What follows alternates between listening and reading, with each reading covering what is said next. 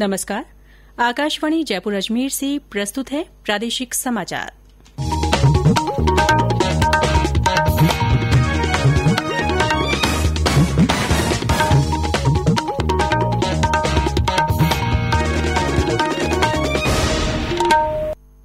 मुख्य समाचार।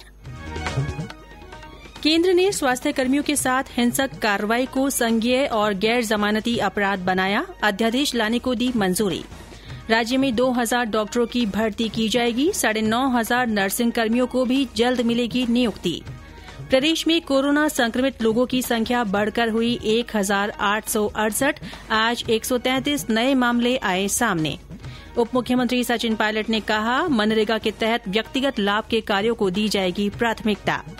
राज्यपाल कलराज मिश्र ने दी प्रदेशवासियों को रमजान की मुबारकबाद, घरों में ही इबादत करने का किया आह्वान। और प्रदेश भर में आज मनाया गया पृथ्वी दिवस।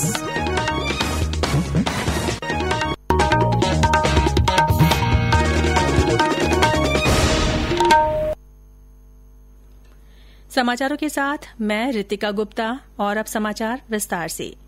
केंद्रीय मंत्रिमंडल ने कोविड-19 महामारी से उत्पन्न स्थिति के मद्देनजर महामारी आपदा अधिनियम 1897 में संशोधन के लिए अध्यादेश लाने को मंजूरी दे दी है। अब स्वास्थ्य कर्मियों के साथ हिंसक कार्रवाई को संज्ञेय और गैर जमानती अपराध बना दिया गया है। केंद्रीय मंत्री प्रकाश जावड़ेकर ने संवाददाताओं को ये जानकारी देते हुए बताया कि स्वास्थ्य कर्मियों पर हमले के दोषी को 3 से 5 महीने की कैद और 50,000 से 2 लाख रुपए तक का जुर्माना लगाया जा सकता है। गंभीर क्षति पहुंचाने के मामले में दोषी को 6 महीने से 7 साल की कैद हो सकती है। ऐसे दोषियों पर 1 लाख से 5 लाख रुपए तक का जुर्माना भी लगाया जा सकता है। श्री जावड़ेकर ने बताया कि स्वास्थ्य कर्मियों के वाहनों या क्लिनिक को नुकसान पहुंचाने वाले दोषियों से क्षतिग्रस्त संपत्ति के मूल्य का 2 गुना जुर्माना वसूला जाएगा। चिकित्सा और स्वास्थ्य मंत्री डॉ रघु शर्मा ने कहा है कि राज्य में कोरोना से लड़ाई में मैन पावर की कमी नहीं आने दी जाएगी और जल्दी ही 2000 डॉक्टरों की भर्ती की जाएगी। उन्होंने कहा कि 9500 नर्सिंग कर्मियों को भी जल्द नियुक्ति मिलेगी। 2000 नए डॉक्टर्स की भर्ती का इसी बजट में अनाउंस किया था। ये ऑर्डर जारी हो गए हैं, उनकी भर्ती की प्रक्रिया शुरू हो गई है। 1-1.5 महीने में राजस्थान में 2000 नए डॉक्टर्स की भर्ती का काम भी हम पूरा कर लेंगे। हमने अभी 735 डॉक्टर्स नए भर्ती किए, जिनको कोविड से लड़ने के लिए अलग अलग जिलों में नियुक्ति भी दे दी गई है। और अब हमारे जो 12,500 जीएनएम और एएनएम के पद थे, जिनकी भर्ती की प्रोसेस हम पूरी कर चुके थे, 9,000 पदों पर एएनएम और जीएनएम जिनकी केसेस क्लियर है, वो लिटिगेशन के दायरे में नहीं आते हैं, उनको पोस्टिंग देने का कल ही मुख्यमंत्री जी ने निर्देश दिया है। चिकित्सा मंत्री ने देश के कुछ क्षेत्रों में पत्रकारों के भी कोरोना संक्रमित होने पर चिंता जताई और कहा कि प्रदेश में यदि कोई पत्रकार जांच कराना चाहता है तो सरकार उनका पूरा सहयोग करेगी। पत्रकार बंधु भी रात दिन 24 घंटे अपनी जान को जोखिम में डाल के और ये जो महामारी है इसका कवरेज कर रहे हैं। तो हमने अभी विभाग को कहा है कि राजस्थान में भी मुख्यमंत्री जी के निर्देश हैं कि पत्रकार बंधुओं की कोविड से रिलेटेड जांच अगर कोई पत्रकार कराना चाहे तो हम यहाँ करवाएंगे, ताकि समय पर उनके भी जांच का परिणाम सामने आ जाए और वास्तविक स्थिति का पता चल जाए, ताकि वो और साहस के साथ रिपोर्टिंग का काम करते रहे। इधर प्रदेश में जनता को कोविड-19 संक्रमण से बचाने के लिए आज से 400 ओपीडी मोबाइल वैन चलाई गई है। ये वैन उपखंड मुख्यालयों के साथ ही गांवों और कस्बों में जनता को सामान्य बीमारियों का इलाज मुफ्त उपलब्ध कराएगी। ये वैन सुबह 8 बजे से दोपहर 2 बजे तक उपलब्ध रहेगी। राज्य सरकार द्वारा आज से शुरू की गई मोबाइल मेडिकल वाहन की सुविधा करौली में भी शुरू हो गई है। जिले में 5 उपखंड मुख्यालयों पर इसे उपलब्ध कराया गया है। लॉकडाउन के कारण चिकित्सा संस्थानों तक नहीं पहुंच पा रहे मरीजों की सुविधा हेतु राज्य सरकार द्वारा आज से मोबाइल मेडिकल वैन की सुविधा शुरू की गई है। इसके साथ ही करौली जिले में 5 उपखंड मुख्यालयों पर 5 मोबाइल मेडिकल वैन उपलब्ध कराई गई है। इस मोबाइल ओपीडी सुविधा का लाभ उन सभी को मिलेगा जो कि लॉकडाउन के कारण चिकित्सा संस्थानों तक नहीं पहुँच पा रहे हैं। किडनी, हाइपरटेंशन, डायबिटीज, खांसी, जुकाम, बुखार रोगियों और गर्भवती महिलाओं का विशेष ध्यान रखा जाएगा। इस मोबाइल ओपीडी में निःशुल्क जाँच एवं दवाएं आमजन हेतु उपलब्ध रहेंगी। बाकी बिहारी शर्मा, आकाशवाणी समाचार, करौली। ये समाचार आकाशवाणी जयपुर अजमेर से प्रसारित किए जा रहे हैं। प्रदेश में कोरोना वायरस से संक्रमित लोगों की संख्या बढ़कर 1,868 हो गई है। आज 133 नए मामले सामने आए हैं। इनमें सबसे ज्यादा 66 मामले जयपुर के हैं। जयपुर के बाद आज सबसे ज्यादा 44 मामले अजमेर में पाए गए हैं। टोंक में 7, कोटा में 6, नागौर में 4, जोधपुर में 3, भरतपुर, दौसा और सवाईमाधोपुर में एक एक व्यक्ति में संक्रमण की पुष्टि हुई है। जयपुर में संक्रमित मरीजों की कुल संख्या 723 हो गई है। जोधपुर में भी संक्रमित मरीजों का आंकड़ा बढ़ता ही जा रहा है। जयपुर के बाद जोधपुर प्रदेश का दूसरा सबसे संक्रमित जिला बना हुआ है। वहां का ब्यौरा हमारे संवाददाता से।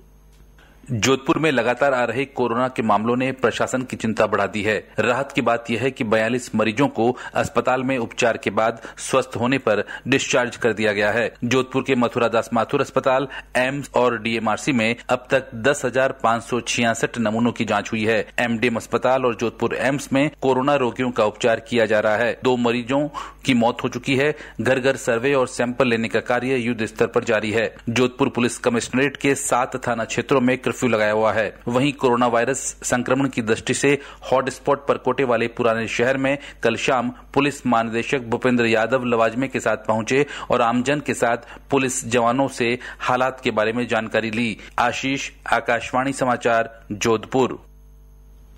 प्रदेश भर में कोरोना संक्रमण से लड़ने के लिए पुलिसकर्मी भी वॉरियर्स के रूप में लगे हुए हैं। पुलिसकर्मी दिन रात अपनी ड्यूटी निभा रहे हैं। ड्यूटी के साथ साथ वे लोगों को अलग अलग तरीके से जागरूक करने का काम भी कर रहे हैं। झुंझुनू के नवलगढ़ एसएचओ महावीर सिंह राठौड़ भी अपनी कविताओं के माध्यम से लोगों को सचेत कर रहे हैं। कहती तुम्हें सरकार घरों से मत निकलो, तुम देश के स्वप्न साकार घरों से मत निकलो। जिस राहों पर पथ से तुम्हारी धूल दूसरी तो होती थी, माता बेटी चौखट पर बाट तुम्हारी ज्योति थी। अब वो राहें बन बैठी है मृत्यु का आधार, घरों से मत निकलो हाथ मिलाने और आलिंगन से। कभी प्रेम के पुष्प बिखरते थे, साथ बैठकर खाना खाते, तब रिश्ते और संवरते थे। तब रिश्ते मन का सार और मन को करो घर बार, घरों से मत निकलो। कहती तुम्हें सरकार घरों से मत निकलो, तुम देश के स्वप्न साकार घरों से मत निकलो। कोरोना संक्रमण को रोकने के लिए प्रदेशवासी भी प्रशासन का साथ दे रहे हैं। सीकर के पलसाना कस्बे के एक सरकारी उच्च माध्यमिक विद्यालय में बनाए गए क्वारंटीन सेंटर में हरियाणा, राजस्थान, मध्य प्रदेश और उत्तर प्रदेश के 54 मजदूर ठहरे हुए हैं। ये सभी लोग पूरी तरह स्वस्थ हैं। इनका क्वारंटीन समय भी पूरा हो गया है। इन मजदूरों ने हाल ही में इस स्कूल की पुताई और रंग रोगन का काम किया है, जिससे विद्यालय की सूरत ही बदल गई है। घना से जी, हिसार डिस्ट्रिक्ट बरवाड़ा से शंकर सिंह मेरा नाम है जी। हम यहाँ पे 1 तारीख को आए थे जी। हमारी खाने की बड़ी तकड़ी व्यवस्था सरपंच साहब पलसाना गांव ने कर रखी है जी। तो हम बेले ठाली बैठे थे जी, हमारी व्यवस्था खराब हो रही थी। काम करने वाले हैं तो बोले सरपंच साहब को कोई काम। सरपंच साहब ने स्कूल के अंदर हमारे को रंग रोगन ला दिया। हमारे लड़के जो है 5-4 अपना रंग रोगन स्कूल के अंदर कर रहे हैं जी। हमारी व्यवस्था बहुत अच्छी है। एमपी जिला के हैं। हमको यहाँ पलसाना में सरपंच जी ने हमारी लोगन की सब अच्छी बढ़िया व्यवस्था कर रखी और स्कूल वाले मास्टर लोग सब हमन की बढ़िया व्यवस्था कर रहे। पुलिस वाले हमको कोई न माने, सब व्यवस्था पूछते हैं। डॉक्टर लोग दवाई इलाज की सब पूछते। मजदूरों द्वारा स्वेच्छा से किए गए इस कार्य की जिले में सभी लोगों ने सराहना की है। स्कूल के प्रधानाचार्य राजेंद्र मीना ने बताया कि इन मजदूरों ने इस कार्य के लिए कोई मेहनताना भी नहीं लिया है। मजदूरों का ये निर्णय स्वागत योग्य है। जो ये श्रमिक बंधु हरियाणा, यूपी, एमपी, बिहार और राजस्थान के श्रमिक बंधु हैं, इन्होंने प्रभावित होकर कहा कि हम भी अब हमारा क्वारंटाइन का समय पूरा हो गया है तो हम विद्यालय कैंपस में सफाई करेंगे और विद्यालय में हम कोई इस प्रकार का हम कोई नवाचार और रचनात्मक कार्य करना चाहते हैं जिससे कि हमारी याद इस विद्यालय परिसर से सदैव जुड़ी रहे। तो इन्होंने कलर करने का ठाना कि हम यहाँ कलर करेंगे। तो विद्यालय के स्टाफ के द्वारा और ग्राम पंचायत के द्वारा रंग रोगन की जो सामग्री उपलब्ध कराई गई है और कैंपस को बहुत ही अच्छे रूप में व्यवस्थित कर दिया है कलर करके। इसका आभार व्यक्त करता हूँ। इधर उदयपुर के महाराणा भूपाल चिकित्सालय की सुपर स्पेशलिटी विंग में 2 थर्मल स्कैनर मशीन लगाई गई है। विंग में कोविड-19 रोगियों का अकेलापन और मानसिक परेशानी दूर करने के प्रयोजन से WhatsApp group we are here for you बनाया गया है। इसमें रोगियों को ऑडियो, वीडियो और टेक्स्ट मैसेज भेजकर उनकी जिज्ञासा को शांत किया जा रहा है। उदयपुर में आज बिना मास्क के घूम रहे 2 लोगों को गिरफ्तार किया गया और निषेधाज्ञा का उल्लंघन करने वाले 200 से अधिक वाहन चालकों को पाबंद किया गया। प्रतापगढ़ में कृषि उपज मंडी में आने वाले लोगों को कोरोना संक्रमण से बचाने के लिए पैडल तकनीक वाला वॉश बेसिन बनाया गया है। इससे व्यक्ति बिना नल को छुए हाथ धो सकेगा। बांसवाड़ा जिले के बागीडोरा में ग्रामीणों और समाजसेवियों ने करीब 20 क्विंटल गेहूं गरीब लोगों को वितरित किए। बारां के नाहरगढ़ में आशाओं द्वारा बनाए गए मास्क का बाजारों में वितरण किया गया। राजसमंद के ग्रामीण क्षेत्रों में मनरेगा कार्य के दौरान श्रमिकों से सोशल डिस्टेंसिंग की पालना के लिए मेटों को प्रशिक्षण दिया जा रहा है। प्रादेशिक समाचार बुलेटिन आप हमारे ट्विटर हैंडल @AIRnews_जयपुर पर फॉलो कर सकते हैं। प्रदेश में महात्मा गांधी नरेगा योजना के तहत व्यक्तिगत लाभ के कार्यों को प्राथमिकता दी जाएगी।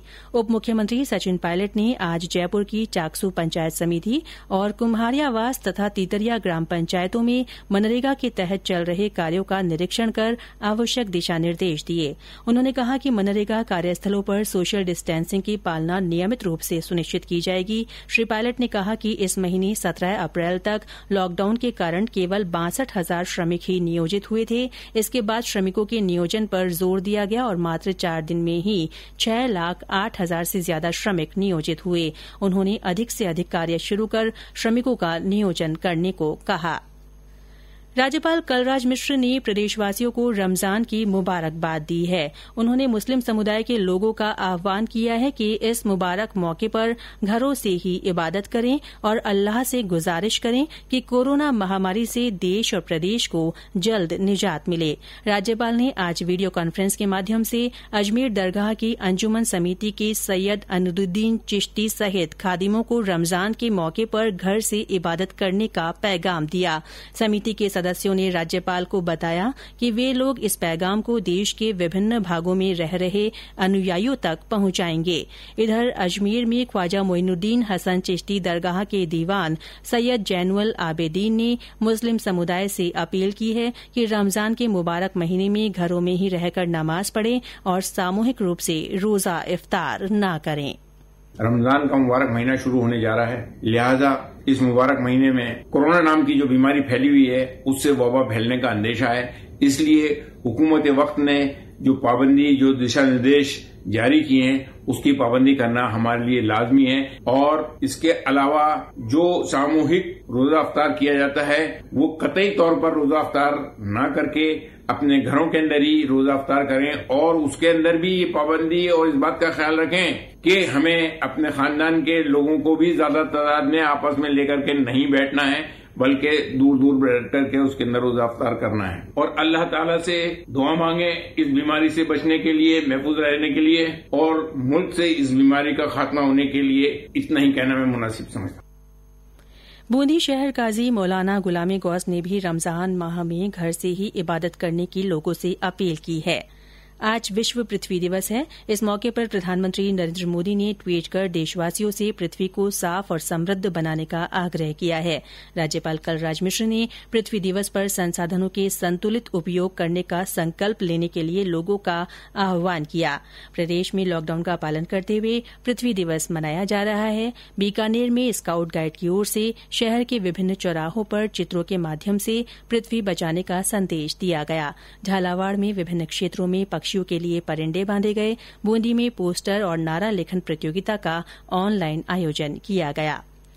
प्रधानमंत्री नरेंद्र मोदी आगामी 26 अप्रैल को आकाशवाणी से मन की बात कार्यक्रम में अपने विचार साझा करेंगे। प्रधानमंत्री ने इसके लिए श्रोताओं से सुझाव मांगे हैं। श्रोता अपने सुझाव 1800117800 पर डायल कर रिकॉर्ड करा सकते हैं या MyGov ओपन फोरम या नमो ऐप पर लिखकर भेज सकते हैं। श्रोताओं से निवेदन है कि वे कोरोना संक्रमण के संबंध में सोशल मीडिया पर आ रही भ्रामक जानकारियों को साझा न करें और आकाशवाणी समाचार सुनते रहें। और अंत में मुख्य समाचार एक बार फिर। केंद्र ने स्वास्थ्य कर्मियों के साथ हिंसक कार्रवाई को संज्ञेय और गैर जमानती अपराध बना दिया है। अध्यादेश लाने को मंजूरी दी गई है। राज्य में 2000 डॉक्टरों की भर्ती की जाएगी। 9500 नर्सिंग कर्मियों को भी जल्द नियुक्ति मिलेगी। प्रदेश में कोरोना संक्रमित लोगों की संख्या बढ़कर 1868 हो गई है। आज 133 नए मामले सामने आए हैं। उप मुख्यमंत्री सचिन पायलट ने कहा, मनरेगा के तहत व्यक्तिगत लाभ के कार्यों को प्राथमिकता दी जाएगी। राज्यपाल कलराज मिश्र ने प्रदेशवासियों को रमजान की मुबारकबाद दी है। घरों में ही इबादत करने का आह्वान किया है। और प्रदेश भर में आज पृथ्वी दिवस मनाया गया। इसी के साथ प्रादेशिक समाचार बुलेटिन समाप्त हुआ। नमस्कार।